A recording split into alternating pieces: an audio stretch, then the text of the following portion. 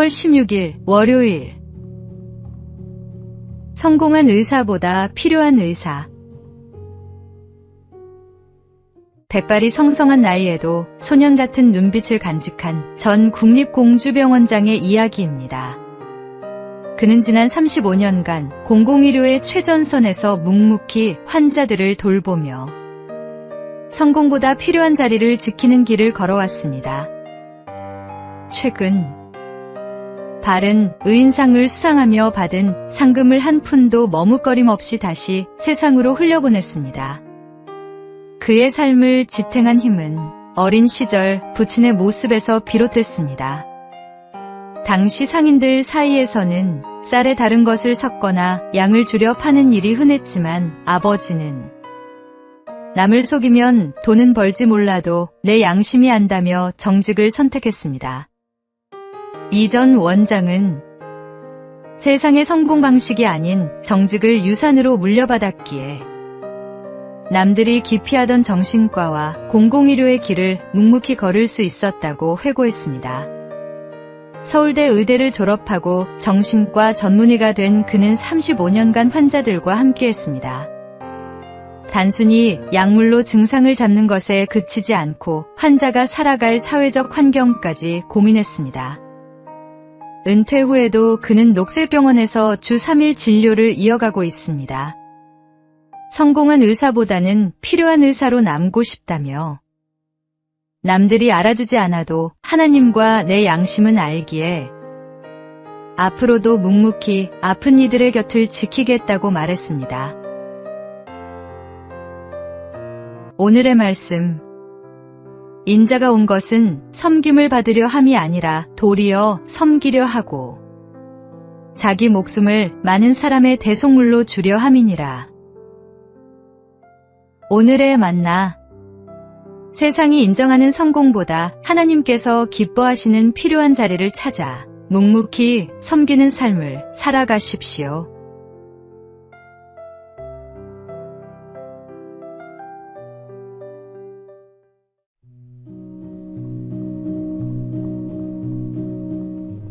(3월 17일) 화요일. 돌 대신 손을.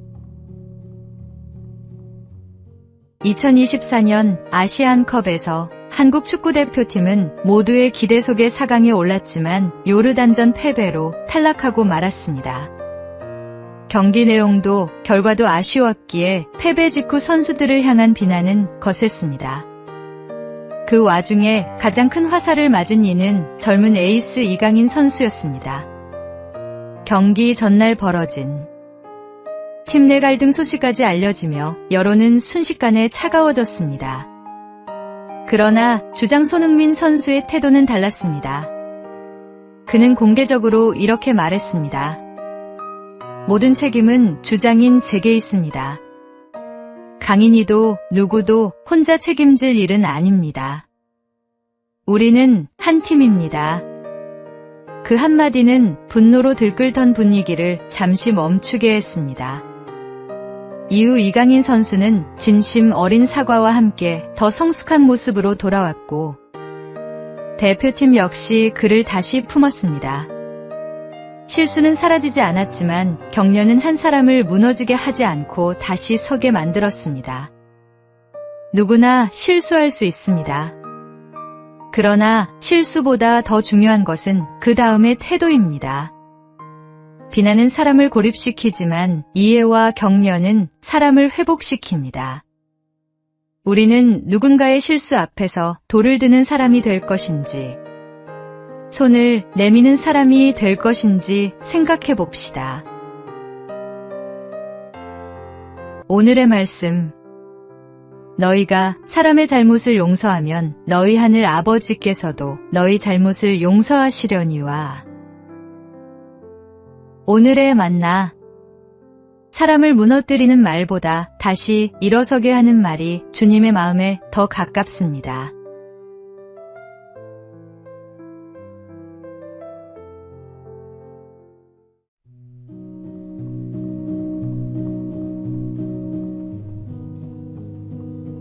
(3월 18일) 수요일. 가장 낮은 곳에서 높은 산에서 물이 흐르는 것을 보신 적 있습니까? 물은 언제나 가장 낮은 곳을 향해 흐릅니다. 높은 곳에 머무르려 하지 않고 골짜기와 계곡을 따라 아래로 내려갑니다. 그렇게 낮은 곳으로 모인 물은 시냇물이 되고 강이 되어 결국 바다에 이릅니다. 만약 물이 높은 곳에 머물고 싶어 했다면 어땠을까요?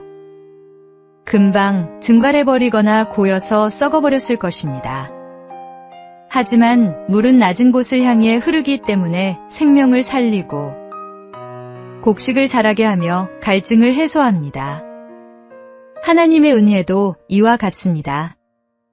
성경은 하나님이 교만한 자를 물리치시고 겸손한 자에게 은혜를 주신다고 말씀합니다. 은혜는 높은 곳이 아니라 낮은 곳으로 흐릅니다. 자기를 낮추는 자에게 하나님의 은혜가 흐르고 그 은혜는 다른 사람들에게까지 생명수가 됩니다. 예수님께서도 누구든지 자기를 높이는 자는 낮아지고 자기를 낮추는 자는 높아지리라고 말씀하셨습니다. 우리가 우리를 낮출 때 하나님의 은혜는 우리를 통해 세상으로 흐릅니다. 겸손히 낮아지는 것이 결국 가장 높은 자리에 이르는 길입니다. 오늘의 말씀. 하나님이 교만한 자를 물리치시고 겸손한 자에게 은혜를 주신다 하였느니라. 오늘의 만나. 높아지려 하기보다 낮아지는 것이 하나님 은혜의 통로가 됨을 기억하십시오.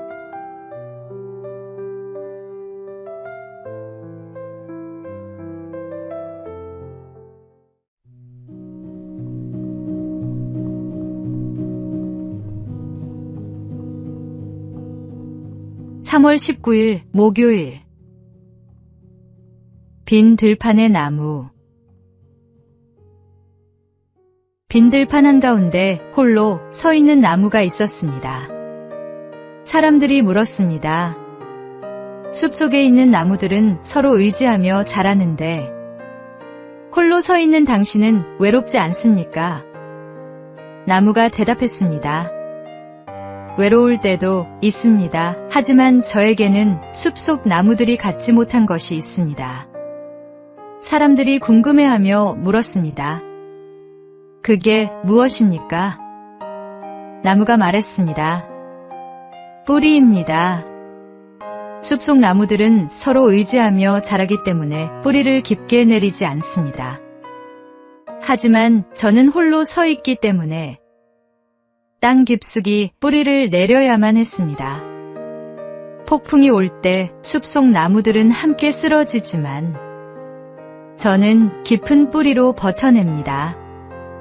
신앙도 마찬가지입니다. 사람에게 의지하면 편할 수는 있지만 위기가 오면 함께 흔들립니다. 하지만 하나님께 뿌리를 깊이 내린 사람은 어떤 폭풍 속에서도 견딥니다.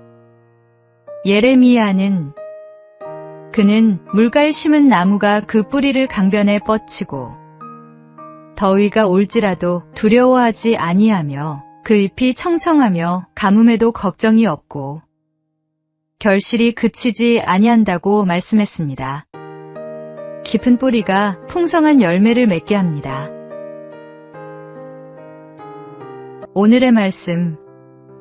그는 물가에 심어진 나무가 그 뿌리를 강변에 뻗치고 더위가 올지라도 두려워하지 아니하며 그 잎이 청청하며. 오늘의 만나. 사람이 아닌 하나님께 뿌리를 깊이 내리는 하루를 보내십시오.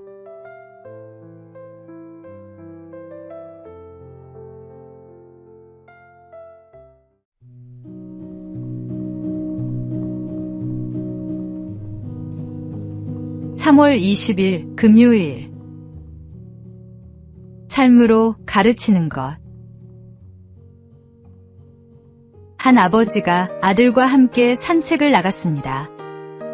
길을 걷다가 쓰레기가 떨어진 것을 보았습니다. 아버지는 아무 말 없이 쓰레기를 주워 쓰레기통에 버렸습니다. 아들이 물었습니다. 아빠, 왜 우리가 버린 것도 아닌데 치우세요? 아버지가 대답했습니다. 이 거리는 우리 모두의 것이니까 누가 버렸든 상관없이 깨끗해야 모두가 기분 좋게 지낼 수 있잖니. 며칠 후 아버지와 아들이 다시 같은 길을 걷고 있었습니다. 이번에는 아들이 먼저 쓰레기를 발견하고 주워서 쓰레기통에 버렸습니다. 아버지가 물었습니다. 왜 주웠니? 아들이 대답했습니다. 아빠가 그러셨잖아요. 이 거리는 우리 모두의 것이라고요. 아버지는 아들에게 쓰레기를 주우라고 말한 적이 없었습니다. 하지만 아들은 아버지의 행동을 보고 배웠습니다. 가장 강력한 교육은 말이 아니라 삶입니다. 100마디 말보다 한 번의 행동이 더 큰 가르침을 줍니다. 우리의 삶이 주변 사람들에게 가르침이 됩니다. 예수님께서도 너희는 세상의 빛이라고 말씀하셨습니다. 말로 가르치기보다 삶으로 빛을 비추는 것. 그것이 진정한 신앙인의 모습입니다. 오늘 나의 삶이 누군가에게 좋은 본이 되고 있는지 돌아보아야 할 때입니다. 오늘의 말씀. 너희는 함께 나를 본받으라. 그리고 너희가 우리를 본받은 것처럼 그와 같이 행하는 자들을 눈여겨보라. 오늘의 만나. 말로 가르치기 전에 삶으로 보여주는 하루를 살아가십시오.